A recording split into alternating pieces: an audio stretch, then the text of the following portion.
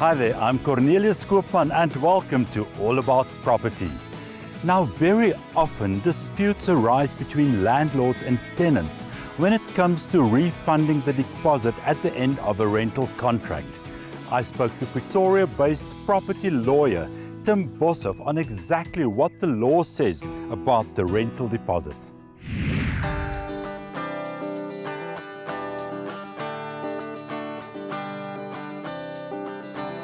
Tim, welcome to All About Property. Thank you, it's good to be back. Now, we're talking about the rental deposit. Let's first understand what is an acceptable deposit amount that the landlord can charge a tenant. Cornelius, in terms of the Rental Housing Act, a landlord is allowed to request a deposit. Now, industry standard at the moment is 1 to 2 months rent. So the reason why it's up to 2 months rent is because lately people are under the impression that they can use their deposit as their last month's rent. So that's not the case. Your deposit is earmarked for damages. Now, technically this deposit still belongs to that tenant. What happens to the money when the landlord takes ownership of that money? What should happen to the deposit is that when a landlord collects a deposit, it has to be invested in the best interest of the tenant. So the interest rate that applies should be that of a savings account. When the lease expires, that deposit with the interest needs to be paid back to the tenant if there are no damages that have been deducted from that deposit. Now, the situation is different if your landlord is an agent, because then that deposit is dealt with in terms of the Estate Agency Affairs Act. Now, this act stipulates that that deposit needs to be invested, like in the Rental Housing Act, but a portion of that interest is paid over to the estate agent's fidelity fund in order for them to pay out claims. Now, if you're the tenant and you are not 100% certain that your deposit is being invested, can you ask for bank statements? So it is within your rights as a tenant to at any time during your lease period request proof that your deposit has been invested and what is the amount of interest on that investment. Now, let's talk about inspections. Why is it important for the tenant and the landlord to do a joint inspection when the tenant moves in and again when the tenant moves out? Firstly, the reason it's so important is because it's law. You have to have an entry inspection and you have to have an exit inspection. You have to have this inspection with the landlord and the tenant to ascertain if there's any damage to the property. Now, this damage can either be recorded in a defect list or it can be asked to be fixed by the landlord. Now, when we have the exit inspection, you have you record damage again in a defect list and we tick them off against each other. We'll see what is the damage you've caused during this period. If you don't have these inspections and recorded inspections, it will be hard for a landlord to prove damage was the tenant's doing. Now, Tim, this brings me to my next question. The difference between damage and wear and tear. Because the landlord cannot really deduct money from the deposit for wear and tear. Am I correct? You are correct. So there is a cardinal difference between damage and wear and tear. Now, damage firstly is where there's damage with an element of negligence, carelessness, or abuse. So if you can find those elements present in any damage to a property, you can deduct that from the deposit to basically repair the damage.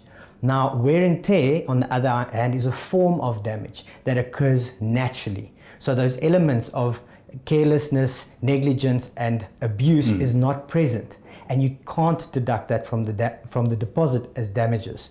So an example of normal wear and tear would be blinds fading as a result of the sun burning them, or a stove that might have it's lived its life, it's expired. So it's not where a tenant has maybe purposefully damaged the stove. That could be seen as damage that you can claim from the deposit. So if you're a landlord and your tenant moves out, you want to give the property a fresh coat of paint, you cannot deduct that from his deposit, or can you?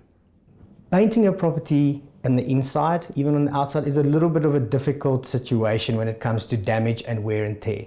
Now, what we usually would implement is the test of what is the lifespan of this particular item. So let's say paint.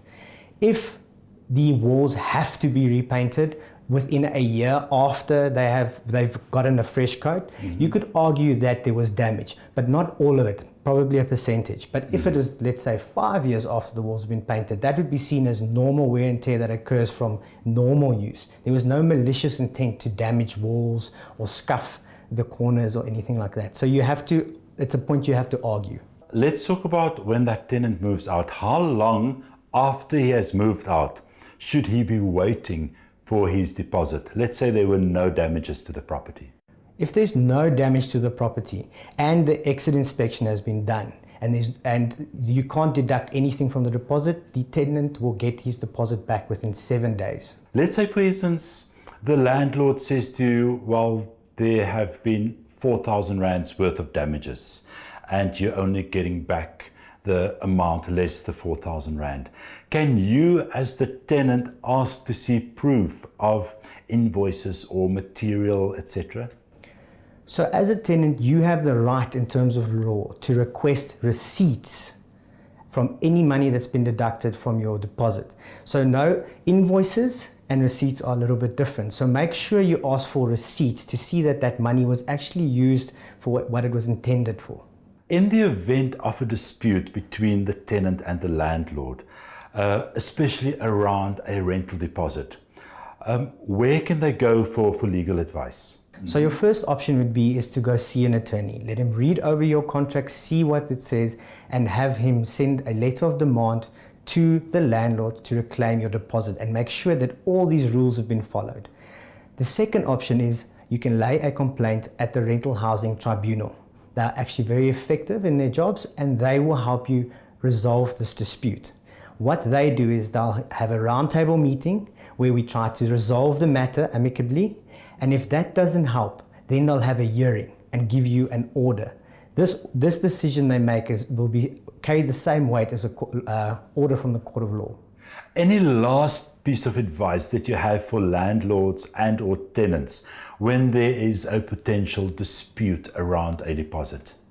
If tenants and landlords have a dispute, I would suggest that they go look at the Rental Housing Act as well as the unfair practice regulations that come with the Act to ascertain if the right procedure is followed. Sometimes landlords don't know that they're doing something wrong, or tenants don't know that they have a claim or don't have a claim. So just to have a quick read over that law would help you to ascertain what to do next. Well, Tim, thank you very much. Very insightful chat. Thank you, Cornelius.